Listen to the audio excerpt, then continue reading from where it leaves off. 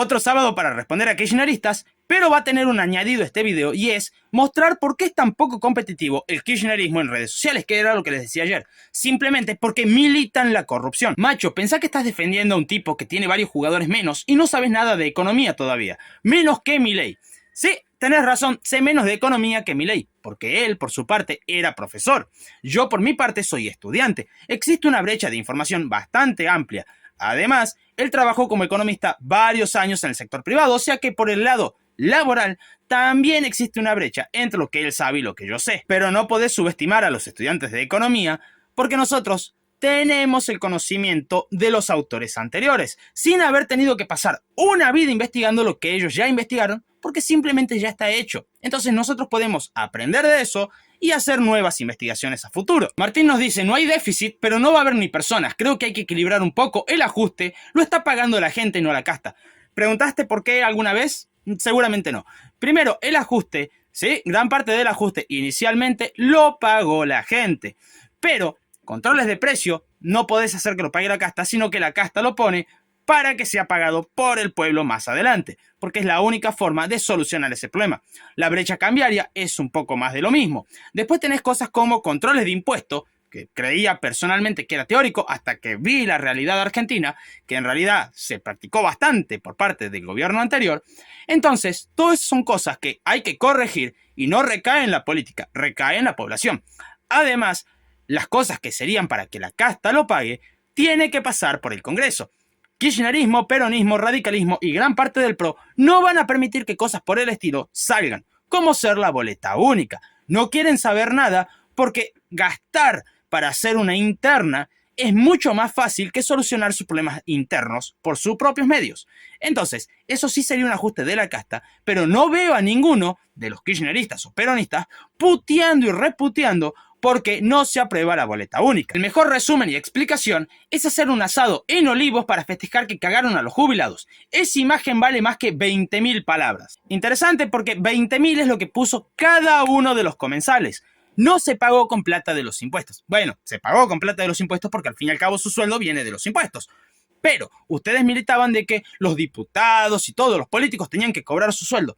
Y ahora que lo cobran y las cosas se pagan por parte de los políticos y ahora se quejan porque salen fotos, pero no se quejaron cuando aparecieron las fotos de Alberto Fernández con plata del contribuyente. Es muy diferente la imagen de una y de la otra, simplemente porque la imagen de Milei comiendo ese asado era una imagen positiva a nivel país, porque está reflejando hacia afuera que hay unidad por más de que no tengan quórum propio por parte de la Libertad Avanza. En cambio, la foto de Olivos decía, miren, somos un feudo y a la gente podemos manejarla como se nos ocurra y el que no hace caso va preso. Una miseria, 21 likes, no me interesa.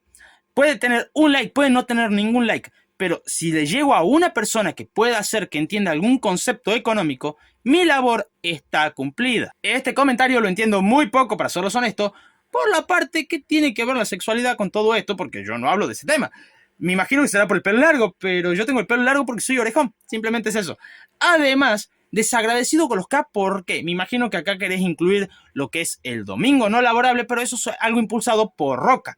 Ahora, me imagino que querrás decir el sufragio femenino, pero eso fue impulsado por el radicalismo. El peronismo, los únicos logros que tiene es poder pararse encima de los proyectos de otros y adueñarse de los mismos. Vamos a ver algunos comentarios juntos que van en la misma línea. La verdad, Milei y diputados cagaron a los jubilados. Las dos fotos demuestran la crueldad de los que nos gobiernan, nada más. Milei mostró lo salvaje que es, indolente, violento, diabólico. Ya lo expliqué, pero la foto del asado es una foto política, mostrar al extranjero que aún siendo minoría, o sea, sin tener quórum propio o sin ser mayoría, como se quiera decir, vamos a tener igual posibilidad de gobernar. Eso es lo que refleja esa foto, dando certidumbre al extranjero y sobre todo al FMI, que es lo que más interesa. Por eso en ese mismo video también incluí la parte del FMI que quiere sacar el impuesto burocrático de lo que hay que pagar para reducir lo que la Argentina tendría que pagar de acá en adelante. Eso, sin esta foto, no podría lograrse porque no se creería que se pueden lograr aprobar algunos proyectos porque creerían de que al ser tan poca la estructura política de la Libertad Avanza, no van a poder lograr las cosas. Eso es lo que muestra esta foto. Ahora, la foto de Olivos mostraba que Un presidente que pone reglas puede romperlas simplemente porque vive o se cree vivir en un feudo donde él es el líder, lo que da un claro mensaje al extranjero diciendo: vengan a invertir aquí que yo soy el amo y señor de todo, y si a mí se me eso ocurre, los puedo rajar y no darles nada. Es la gran diferencia entre la foto de Olivos y la foto del asado de Milei. Con este video tuve que romper una promesa que había hecho al principio, que era traer lo menos de matemática posible, porque me di cuenta que no saben usar una calculadora. Porque esta persona sostenía de que todos los meses llegaban 1500% de aumento. A lo que le dije, bueno, a ver, si una boleta fuera de 100 pesos, lo que te va a pasar con un incremento de 1500% mensual es que la boleta se te va a hacer de más de 1600 millones de pesos. Y sé que alguno habrá arqueado una ceja, pero consideren esto. 1 es el 100%.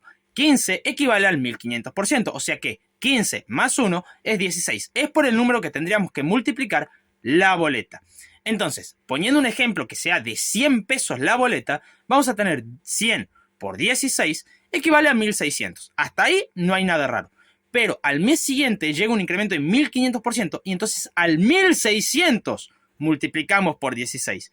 Eso va a dar otro número. A ese número lo multiplicamos por 16 y te va a dar 409.000. Y a ese 409.000 lo volvemos a multiplicar por 16 y recién vamos en el cuarto mes. Cuando llega al mes número 6, tenemos 1.677.721.600 pesos. O sea, sería prácticamente una función exponencial. No es exponencial, pero es prácticamente como si lo fuera. Entonces, nadie paga eso de luz y llegaron los comentarios como si no pudiera haber un mañana. Y ahora sí, ya habiendo explicado el contexto de cómo se mide un incremento, porque un incremento porcentual es lo mismo que si midiéramos la inflación, porque la inflación va a medir el incremento no solamente de la base, sino del aumento que ya hubo.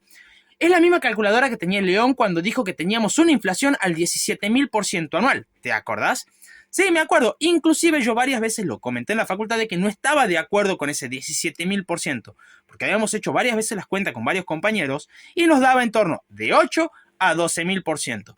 ¿Sí? Dependiendo qué factores tomábamos en cuenta cada uno de nosotros, daba un número diferente. Pero lo que no se puede negar es que una hiper era inevitable.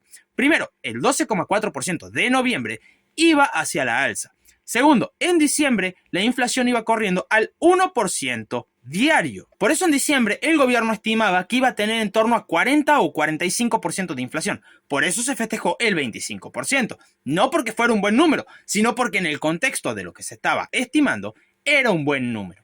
Ahora, en diciembre tenías otro problema, el cepo. Tenías la brecha cambiaria.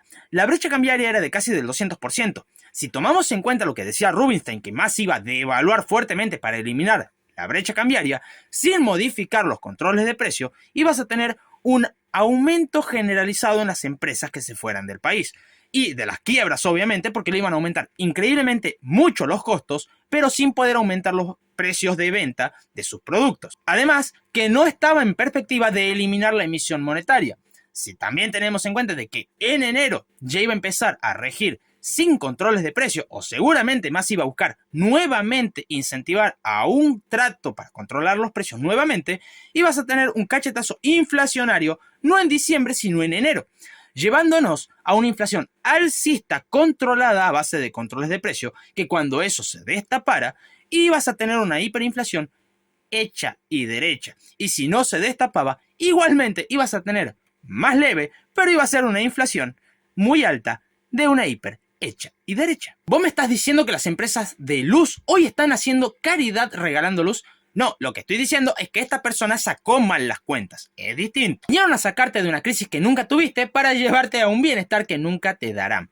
Falso. Como les explicaba recién, la crisis era inevitable. Liberto, ¿en serio crees en políticos? Seguro cree en Papá Noel este. No, no creo en ningún político. Sin embargo, todo lo que digo, para bien o para mal, es a base de la teoría económica y por lo tanto es a base de lo que estudio, más no de lo que yo crea. Hablando de un poco de historia, a más de uno no le gusta que hablen de Perón y menos mostrando la realidad. Hablas de la ignorancia, ganó las elecciones a fines de 1945, en 1949 hicieron la primera reforma. No sé qué libreta lees. Primero, cierto, fue electo democráticamente en 1945, pero eso no quita de que en el golpe de estado del 43, Perón no solamente fue parte, sino que fue uno de los altos cargos, dándole renombre a nivel político, que eso fue lo que le permitió ser presidente después. Ahora, la reforma del 49 fue ilegítima, porque se necesitan 2/3 partes del Congreso para poder hacer una reforma constitucional. Legisladores se la dio, o sea, no hay ningún problema, consiguieron las 2/3 partes en legisladores. Diputados es el problema porque no consiguieron las 2/3 partes. Por tanto, ese fue el motivo por el cual se dio marcha atrás con la reforma del 49, luego del golpe de Estado a Perón en el 55. Pero siempre surge la duda, ¿se le puede dar un golpe de Estado a un gobierno inconstitucional? A Milei ya no lo votan ni sus perros. Mira todo lo que dijo que iba a hacer y lo que no iba a hacer si salía nombrado presidente. Y lo que realmente ha hecho. El que no lo ve es porque no quiere. Decime vos qué opinás. ¿Vos votarías nuevamente a Milei, sí o no? Y lo prometido es deuda, así que ahí te dejo cómo militan la corrupción los kirchneristas. Si te gustó, no olvides suscribirte y dejar el comentario de si votarías o no nuevamente a Milei. La corrupción de la obra pública, que es la corrupción por la que yo he hablado siempre como que soy pro corrupción, estimula que hagamos todo el tiempo obra pública. Claro. Es decir, Algo queda. Si las partes muerden de ahí, bueno, entonces te conviene que haya un montón de esas cosas porque vos mordés de ahí. Entonces es la corrupción o de las corrupciones más transformadoras. Esa es como mi... El roban pero hacen. El roban pero hacen.